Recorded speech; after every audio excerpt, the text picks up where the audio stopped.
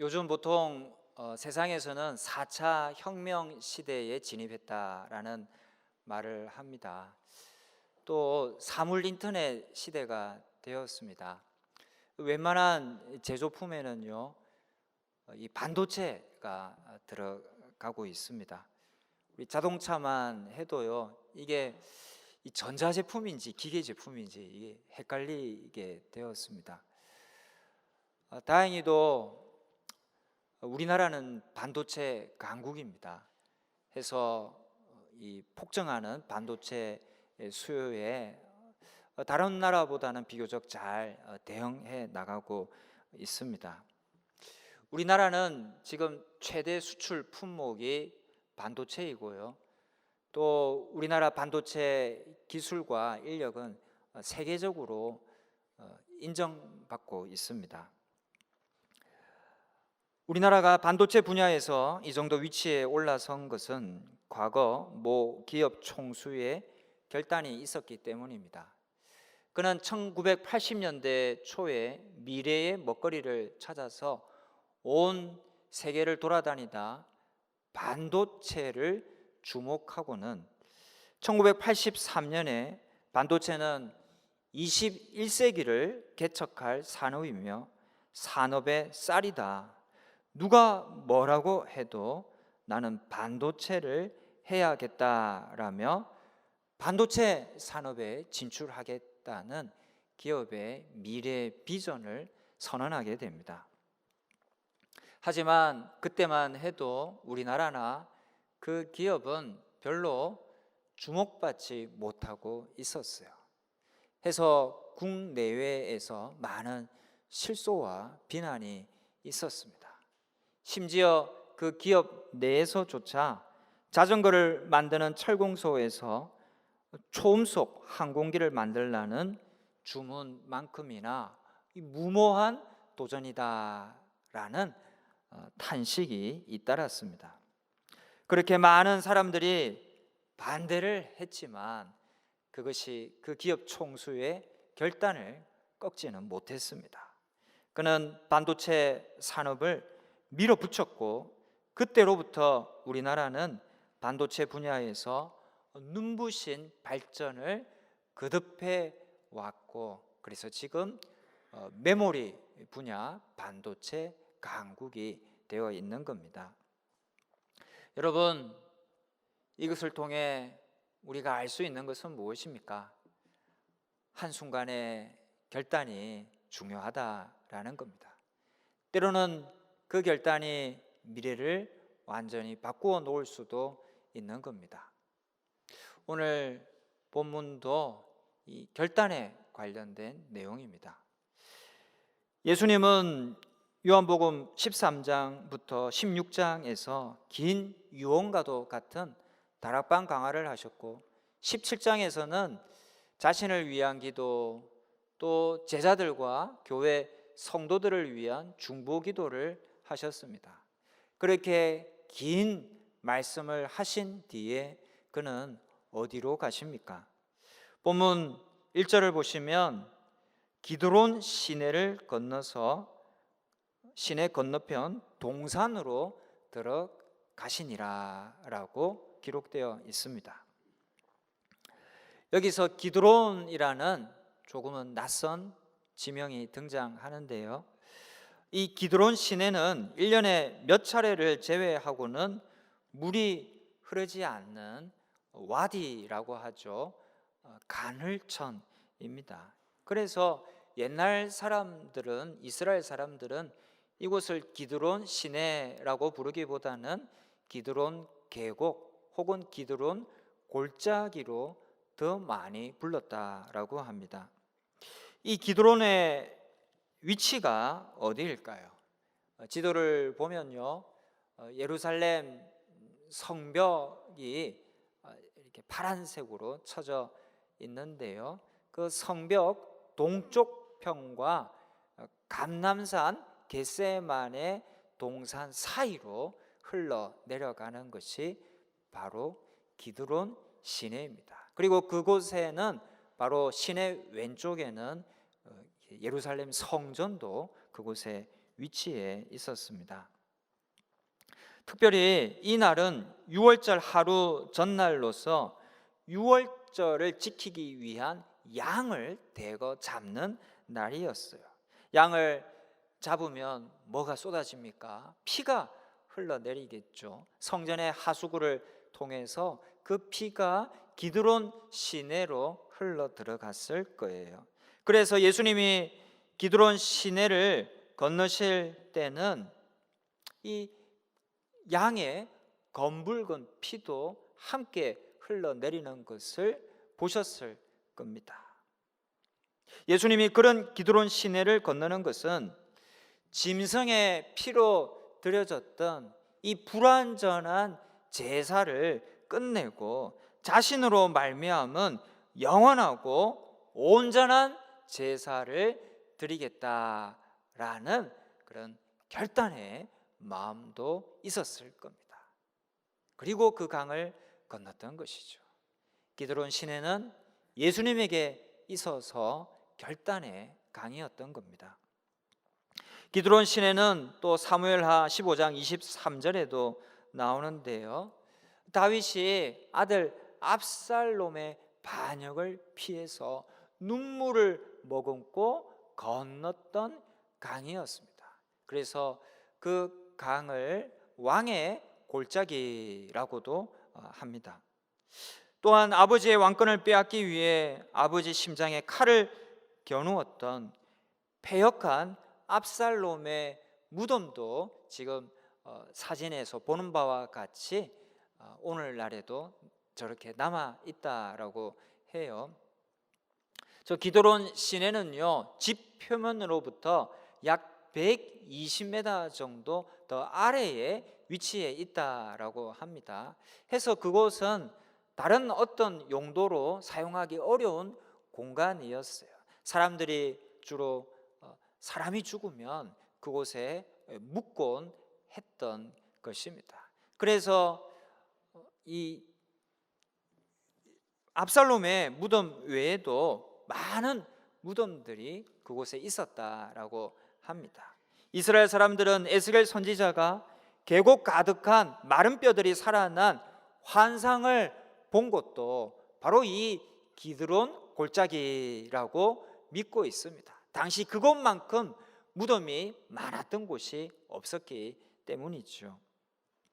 이스라엘 사람들에게 있어서 그러므로 기드론 계곡이란 바로 무덤의 계곡, 죽음의 계곡이었던 겁니다.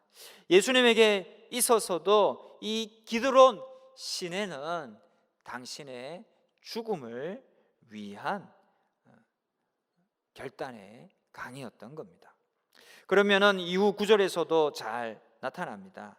1절에서 예수님이 기드론 시내 건너편 동산에 들어가셨다라고 했는데, 이 동산은 겟세마네 동산인데요, 2절은 그곳이 어떤 곳인지를 묘사합니다.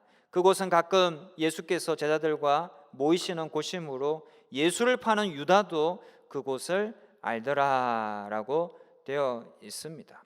이 구절은 예수님을 잡으려 했던 가룟 유다가 예수님을 잡기 위해서는 어디로 가야 되는지를 그가 알고 있었다라는 것을 나타내 줍니다.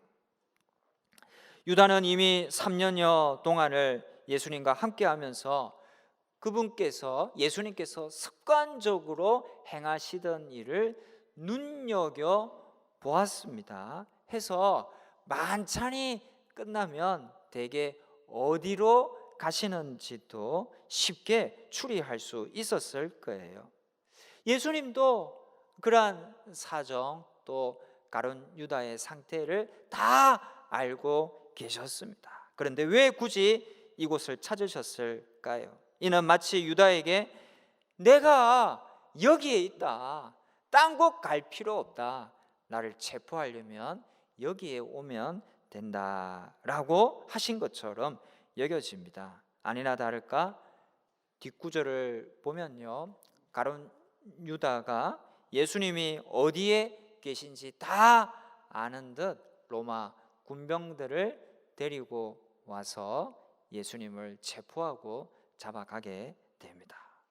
예수님은 이미 하나님의 계획과 목적을 아셨고 또한 그때가 지금이라는 사실도 잘 아셨으므로 자신을 내어주고자 결심한 것입니다. 예수님이 1절에서 기드론 시내를 건넜다라는 말씀과 또한 그가 겟세마네 동산에 들어가셨다라는 말씀은 그가 이 죽음을 각오한 결단의 강을 건너는 것이다 하는 것을 잘 보여주고 있는 것이죠.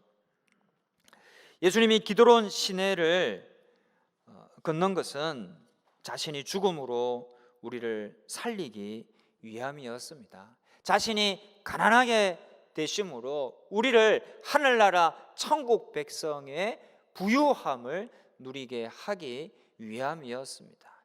예수님께서 기드론 시내를 건너 십자가에 달려 돌아가심으로 연약한 우리를 강건하게 만들어 주기 위함이었습니다. 그 일을 위한 결단의 강, 그곳이 바로 기드론 시내였던 것이죠. 여러분, 우리는 살다가 한 번씩 결단해야 할 때가 있습니다.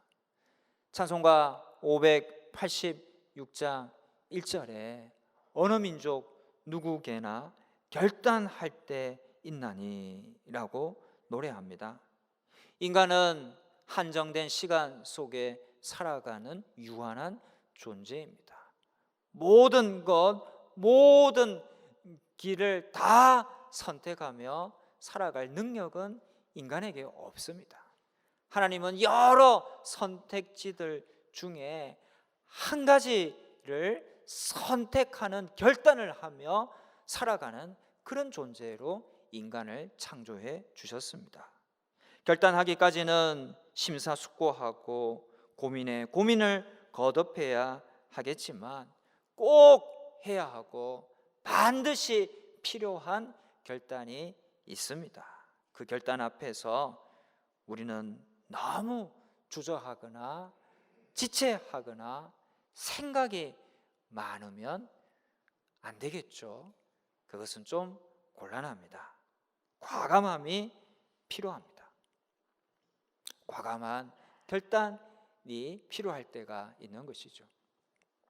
하나님께서 보다 못해 참다 못해 소돔과 고모라를 멸하시기로 작정하셨습니다. 허나 롯의 가족은 아브라함으로 인해서 구원해 내십니다. 창세기 19장 24절에 보면 하늘에서 유황과 불이 비같이 쏟아졌어요. 이때 롯의 가족은요, 뒤도 돌아보지 말고 재빨리 황급히 달려서 그곳을 벗어나야만 했습니다. 하지만 롯의 처는 어떻게 합니까? 그만 뒤돌아보고 말았습니다. 뭔가 생각이 많았던 것이죠. 쌓아왔던 것을 두고 가려니 발걸음이 잘 떨어지지 않았던 겁니다. 지체했던 겁니다. 해서 뒤돌아보았고 그녀는 결국 소금 기둥이 되고 말았습니다. 여러분, 과감히 결단해야 하는 거예요. 반면 아브라함은 놀라운 결단을 보입니다. 그는 갈 바를 알지 못하는 상황에서 하나님께서 본토 친척 아비 집을 떠나서 내가 너에게 지시할 땅으로 가라라고 명령하셨어요. 황당한 명령이죠. 하지만 아브라함은 어떻게 합니까? 그는 또한 하나님으로부터 사레의 여종 하갈과 그의 아들 이스마엘을 너의 집에서 내어 보내라 라고 말씀하셨어요. 그들도 가족이었습니다. 하지만 내보내라고 말씀하셨어요. 아브라함은 어떻게 반응합니까? 뿐만이 아니죠. 약속의 아들 백세가 얻어서 하나님께서 선물로 주신 약속의 아들 이삭마저도 모리아 산에 가서 번제물로 그를 바치라고 했습니다. 그는 말없이 순종하였습니다. 속으로는 말할 수 없는 고민과 번민, 그리고 수많은 의문이 일어났을 거예요. 납득이 안 되는 일이잖아요. 그러나 그가 보인 모습은 적극적 순종이었습니다. 놀라운 결단을 했던 것이죠. 그런 아브라함을 하나님은 믿음의 조상으로 만들어 주셨고 놀라운 복의 통로가 되게 해 주셨습니다. 당신의 사명 앞에서 기드론 시내를 건너므로 결단하신 예수님처럼 사람 간의 인정보다는 하나님의 뜻을 더 우선시하고 앞세운 아브라함처럼 우리도 하나님의 뜻을 쫓아서 결단하며 살아가야 되는 겁니다. 이들만큼은 아니지만 우리에게도 이런저런 크고 작은 결단의 순간이 올 것입니다. 우리가 당하는 일들 중에는 피해도 되는 일들이 있는가 하면 어떤 어려움, 시련, 환난, 핍박이 있다 하더라도 결단코 피해서는 안 될 그런 일들도 있습니다. 그 일은 반드시 해야 되는 거예요. 그 일을 위해서는 결단해야 되는 거예요. 뒤돌아서면 안 되는 겁니다. 여러분, 우리 인생에서 해야 할 최고의 결단은 무엇일까요? 그것은 하나님, 예수님 잘 믿겠다 결단하는 겁니다. 왜냐하면 그것은 내 삶만이 아니라 우리 집안을 바꾸고 우리 나라를 바꿀 수 있고 나아가 우리의 영혼을 바꿀 수 있는 일이기 때문입니다. 요수아 24장 15절에 보면 요수아가 자신이 죽기 전에 이스라엘 백성들을 세겜에 모아놓고 유언과 같은 말을 하는데요, 가장 중요한 것을 결단하게 만드는, 결단하도록 촉구하는 내용의 말씀을 합니다. 만일 여호와를 섬기는 것이 너에게 좋지 않게 보이거든 너희 조상들이 강 저쪽에서 섬기던 신들이든지 또는 너희가 거주하는 땅에 있는 아모리 족속의 신들이든지 너희가 섬길 자를 오늘 택하라. 오직 나와 내 집은 여호와를 섬기겠노라 라며 백성들에게 결단을 촉구합니다.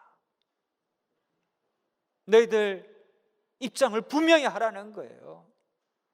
하나님 믿는 것은 그냥 이것도 하고 저것도 하고 그렇게 어영부영 할 수 있는 게 아니다.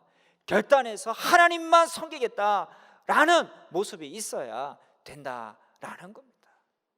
이제 여호수아는 죽고 또 사라지겠지만 너희들은 분명한 여호와 야훼 믿는 신앙 그것 가지고 살아가야 된다라며 결단을 촉구했던 겁니다.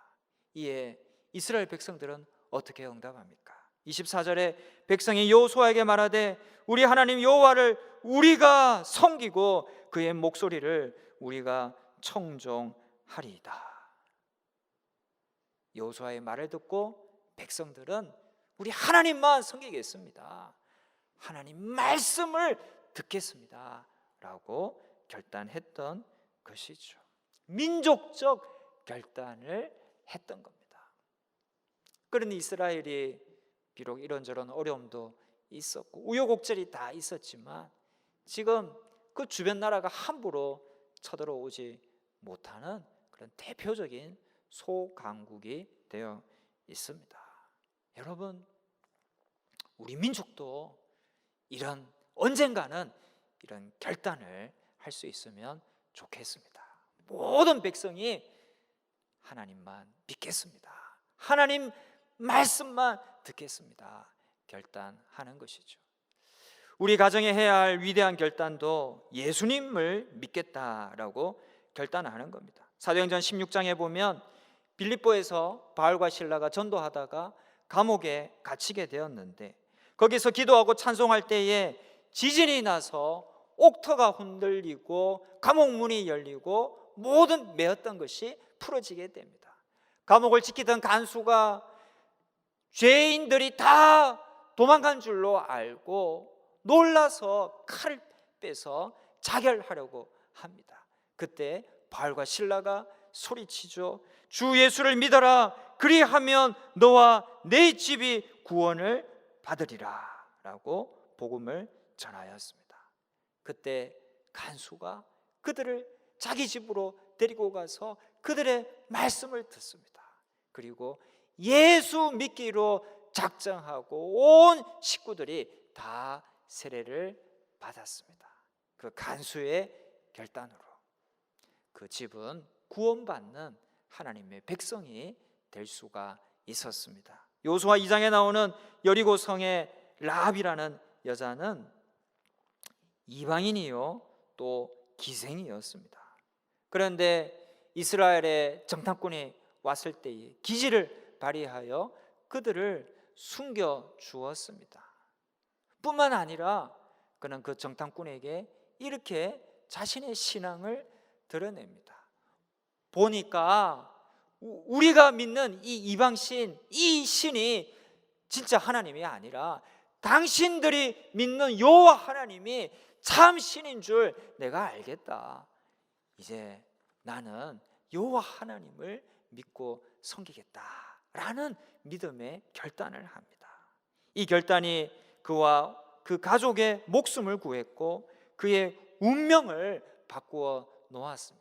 이방 여인이었음에도 하나님은 이 믿음의 여인을요 다윗 왕의 4대조 할머니가 되게 하셨고, 길게는 예수님의 육신의 혈통을 잇는 없어서는 안 될 위대한 인생이 되게 해 주셨어요. 그래서 이 여인의 이름이요 어디에 나옵니까? 마태복음 1장에 보면 예수님의 족보 이야기가 나오는데요, 거기에 이방인 출신에다가 기생이었음에도 불구하고 이 라합이라는 이름이 당당히 올라가 있습니다. 바로 그가 내린 위대한 결단 덕분입니다. 여러분, 좋은 결단이 가문을 바꾸어 놓는 거예요. 그 집안을 바꾸어 놓는 것입니다. 성도 여러분, 하나님, 예수님 잘 믿기로 하는 것이야말로 우리가 해야 할 최고의 결단입니다. 사실 다른 결단은요 그 결단 속에 다 들어가 있는 겁니다. 우리 교회 성도님들 중에는요 부모가 믿지 않아서 그리 신앙적인 배경을 갖지 못했고, 그래서 일찍이는 옛날에는 하나님 예수님 잘 모르고 살다가 그런데 어떤 계기로 인하여서 하나님을 알고 예수님 믿기로 결단하고 믿음의 가정을 일구어가는 그런 집안들이 더러 있습니다. 이 너무나 귀한 집안입니다. 그 집은 미래를 바꾸는 위대한 결단을 한 것입니다. 거기서 뒤돌아서면 안 될 것입니다. 그 믿음 생활이 잘 유지되고 또 자자손손 대를 이어서 계속 되도록 해야 할 것입니다. 다른 가정들도 마찬가지입니다. 대개 이 믿음의 유산이요 한 2대, 3대까지는 흘러가다가 그만 3대, 4대에 가서는 흐릿해지는 경우가 속출하고 있습니다. 하나님을 믿는 일을 포기하는 일들이 곳곳에서 발생하고 있습니다. 이게 참 위기가 아닐 수 없습니다. 여러분, 이 뒤돌아서면 안 됩니다. 포기하면 안 됩니다. 우리의 믿음의 대가 3, 4대가 아니라 1000대까지 이어지는 그런 우리 집안이, 우리 가문이 될 수 있어야 하겠습니다. 옛날 복음송 중에는요, 좋은 찬양이 참 많습니다. 그 중에 하나가 주님 뜻대로라는 곡인데요, 모두 3절까지 되어 있습니다. 제가 선창을 할 테니까 끝부분에 보면 뒤돌아서지 않겠네 라고 가사가 되어 있는데요, 그 부분만 우리 같이 재창하시면 좋겠습니다. 주님 뜻대로 살기로 했네, 주님 뜻대로 살기로 했네, 주님 뜻대로 살기로 했네, 뒤돌아서지 않겠네. 이 세상 사람 날 몰라줘도, 이 세상 사람 날 몰라줘도, 이 세상 사람 날 몰라줘도 뒤돌아서지 않겠네. 세상 등지고 십자가 보내, 세상 등지고 십자가 보내, 세상 등지고 십자가 보내, 뒤돌아서지 않겠네. 아멘. 참 귀한 찬양입니다. 여러분, 뒤돌아서지 맙시다. 믿음의 대가 100대 1000대까지 이어지는 우리 집안, 우리 가문 되실 수 있기를 주님의 이름으로 축원합니다. 우리는 또한 악한 관습, 나쁜 습관, 잘못된 풍습과는 결별을 결단해야 합니다. 에베소서 2장 2, 3절에 그때 너희는 그 가운데서 행하여 이 세상 풍조를 따르고 공중의 권세 잡은 자를 따랐으니 곧 지금 불순종의 아들들 가운데서 역사하는 영이라. 전에는 우리 또 다 그 가운데서 우리 육체의 욕심을 따라 지내며 육체와 마음에 원하는 것을 하여 다른 이들과 같이 본질상 진노의 자녀이었더니 라고 했습니다. 이것이 우리의 옛날 처지요 모습이었는데, 예수님 믿고 나서도 그 옛날로 돌아가는 사람이 적지 않습니다. 세상 풍조를 쫓아가고 공중의 권세 잡은 자에게 매여서 그 뒤를 따라가려는 사람들이 적지 않습니다. 언제까지 우리는 이 세상 풍조와 공중의 권세 잡은 자를 따라서 악습에 매이고 죄악 속에 빠져서 살아가야 되겠습니까? 그런 삶이 바로 죄의 종노릇하는 거예요. 그가 바로 죄의 자식이, 사탄의 자식이 되는 겁니다. 여러분, 거기에 자꾸 끌려가면 안 됩니다. 단호히 끊어내야 하겠습니다. 요즘 TV에서 슬기로운 의사생활이라는 드라마를 하는데요, 며칠 전에 그 드라마를 본 적이 있습니다. 이 의사와 환자들에 관한 여러 이야기들이 나오는데요, 그 중에 한 이야기입니다. 술을 마셔서 간이 나빠져 간 이식 수술을 받았던 환자가 병원 의사를 찾아왔는데, 이 또다시 간 수치가 별로 좋지 않은 거예요. 알고 보니까 먹으라는 약은 먹지 않고 먹지 말라는 술은 계속 퍼마셨던 겁니다. 그래서 또 나빠져서 온 거예요. 그런데 이 환자는 놀랍게도 3년 전에 술 마시다 쓰러져서 의식도 없을 때에 첫째 딸이 간을 기증해줘서 살아날 수 있었고, 근데 그 이후 또 술을 퍼마셨던 거예요. 그래서 간이 또 극도로 나빠져서 1년 전에는 둘째 딸로부터도 간 기증을 받고 수술한 환자였던 겁니다. 그런 환자가 또 술 마시고 찾아온 거예요. 의사가 이 환자를 보고 너무나 열받았어요. 그래서 또 술을 드셨냐며 그 환자분에게 막 분노했습니다. 이 의사가 말하기를 자식이 간 기증하는 거 당연한 거 아니다. 기증자 수술도 기증자가 자기 목숨 걸고 수술한 것이다. 딸 둘이 아버지 위해 2번씩이나 목숨을 건 것이다 라고 말하며, 이제 저는 더 이상 환자분 수술 진료 못합니다. 집 근처 가까운 병원으로 보내드릴 테니 또 오지 마세요 라며 단호한 모습을 보이는 장면이 그려졌어요. 여러분, 뭐 술 마시는 게 뭐 죄는 아니라 할지라도 이 경우에 따라서는 다르죠. 이 환자에게는요, 술 마시는 것은 이런 게 죄가 아니고 뭡니까? 이 사람은요, 그 악습을 단호히 끊어내야 할 처지에 놓여 있는 사람입니다. 딸들이 자기 목숨 걸고 2번씩이나 간 기증을 해 주었다면 이 아버지 환자는 어떻게 해야 되겠어요? 내가 다시는 술을 입에 대지 않겠다, 술을 다시는 보지도 않겠다라고 결단해야 되지 않겠습니까? 인간이라면 그런 결단하고 다시는 술 안 마시고 살아가야 되지 않겠습니까?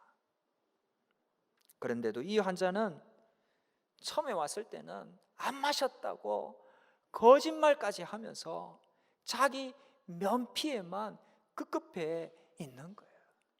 드라마지만 그 모습을 볼 때에 참 너무나 안타까웠습니다. 여러분, 학습에 매여 있는 그 환자, 결단이 필요한 거예요. 결단해야 되는 겁니다. 과감히 나쁜 습관을 끊어내어야 하는 겁니다. 사도행전 19장에 보면 바울이 에베소에서 전도할 때에 많은 사람들이 와서 자기 죄를 자복하고 예수 믿기로 결단합니다. 그런데 그 지역에는요, 마술사들도 많이 있었어요. 그 마술사들이 보는 책이 있지 않았겠습니까? 이 마술사들이 결단합니다. 그 책들을 다 가지고 와서 사람들이 보는 앞에서 불태워 버립니다. 이제 이 악습과는 결별하겠다라는 그들의 결심을 드러낸 것이죠. 여러분, 우리도 그래야 합니다. 기드론 시내를 건너야 하는 거예요. 악습과의 결별을 결단해야 하는 겁니다. 성도 여러분, 내 앞에 놓인 기드론 시내는 무엇입니까? 건너야 할 결단의 강은 무엇입니까? 주님 뜻이라면 누가 방해하고 힐난해도 우리는 기어코 그 결단의 강을, 기드론 시내를 건너가야 할 것입니다. 우리의 결단을 밀어붙여야 할 것입니다. 악습이라면 아무리 유혹이 많아도 끊어내어야 할 것입니다. 그것은 어쩌면 나의 미래를 완전히 바꾸어 놓는 위대한 결단이 될 수도 있습니다. 성도 여러분, 내가 결단할 것은 무엇입니까? 우리에게는 다 크고 작은 결단거리들이 있습니다. 오늘 한 주 그것이 생각나거든 지체 말고 그 결단의 순간을 가지는 기드론 시내를 건너는 저와 여러분 다 되실 수 있기를 주님의 이름으로 축원합니다.